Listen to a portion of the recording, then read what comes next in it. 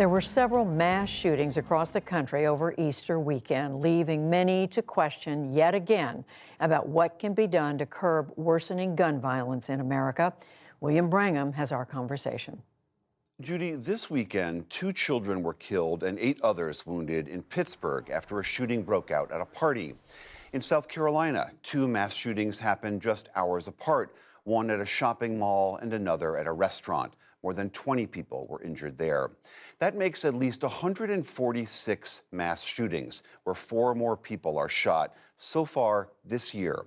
For more on what can be done to prevent these types of tragedies, I'm joined by Mark Fullman. He's long covered this country's epidemic of gun violence and is now out with a new book called Trigger Points: Inside the Mission to Stop Mass Shootings in America.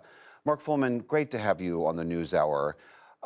These shootings that occurred over the weekend are not what we think of as the sort of archetypal mass shootings. These are gatherings where there's a lot of armed people and things erupt.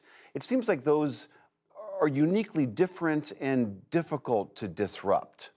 Yeah, I think we tend to think of the mass shootings problem in sort of monolithic terms and certainly in highly politicized terms in our country. But this is a complex problem, and there are different versions of it. And what we saw with this spate of violence over the weekend is sort of one version of it, which is more kind of reactive in nature, where you have groups of people kind of getting into heated fights and then turning to guns. That's different than some of the other public mass shootings that are so high profile and traumatizing that we keep seeing in the country as well. It also seems that the ready supply of guns not just makes these types of beefs, to use that term, more deadly, but they also seem to fuel them in the sense that if I think everyone is armed, then I then convince myself I need to be armed, and thus guns is how we settle things. I mean, is there any evidence to how we disrupt that particular cycle? I think it's difficult, and we're experiencing a surge in this now. A lot of people have been asking the question why. I think, if we look at the increasing kind of political volatility and rage and polarization going on in the country, all the stresses from the pandemic of the past couple of years, and there's been record gun buying as well. We have an estimated 400 million firearms in this country now, easily accessible in many places. This issue with ghost guns that's been at the forefront recently. So all of this together, I think, makes it very difficult to solve these kinds of explosive, sort of reactive events that we're seeing a spate of now. Your book, Trigger Points, zeroes in on what we think of as the more archetypal type mass shootings, like at Virginia Tech, young man kills 30-something people, clearly a disturbed young person. You argue in the book that we have all sorts of myths that we've built up around these types of shootings. What are those myths? Well, there are a couple of really big ones that I think fundamentally misunderstand the problem of mass shootings in terms of how the general public perceives them. One of them is that all of this should be blamed on mental illness, that all of the perpetrators of these attacks are crazy and they just snap. That's a term we use a lot in the media. The question is often asked in the aftermath, what made the guy snap?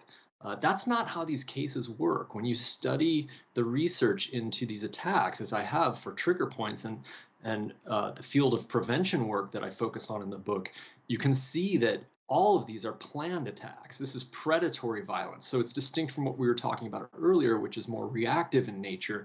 These are people who are developing violent ideas over time, taking steps to plan and prepare, and then carrying out the attack. So that's a different issue, a different problem with different possible solutions, and some potentially very promising ones in terms of a window of opportunity to step in and try to prevent it, to intervene before it's too late. It does seem like if there are these warning signs along the way, that stepping in that moment is the key to this, but there are seemingly so many obstacles to that. I mean, our gun laws, our privacy laws, the correct fear of stigmatizing mental illness. Are there good solutions to addressing that? Do we do a good job of intervening? I think we could certainly do more. And the focus of my book, Trigger Points, is on the field of behavioral threat assessment, which I think does have some real promise here. There's more of it going on in the country now. It's a a collaborative effort between mental health experts, law enforcement, education leaders, people in the workplace, and others who are working together to try to evaluate cases of concern and then step in and prevent people from going down what the field calls this pathway to violence, which is the planning of these kinds of attacks we're discussing. And there are quite a few successful examples of where this has worked. I write about them in the book. I was able to gain access to cases where constructive prevention measures, getting people mental health help, getting them educational or employment support over time can really divert an individual away from violent thinking of this nature. In our current political environment, the refrain that always follows is common sense gun control, magazine capacity limits, red flag laws, waiting periods, et cetera, et cetera. Does your research indicate that those things would have a meaningful impact on gun violence in America? I think they can. I think there's some strong evidence at a more state and local level that some of these policies are very effective. One that you mentioned, the so-called red flag laws, is a tool that has grown a lot in the past few years and intersects very directly with the work of threat assessment, this form of community-based prevention, because you're talking about addressing specific cases where people are raising serious concerns that they are posing a danger to themselves or others. And in that case, the question becomes, should this person have access to a firearm? And so these laws now provide a tool where family members and in some cases law enforcement can go to a judge and have a court proceeding to determine whether or not to take that firearm away.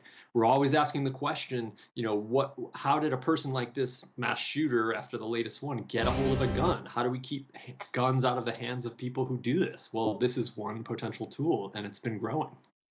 All right, journalist Mark Fullman, the book is called Trigger Points. Thank you so much for being here. My pleasure. Thank you for having me.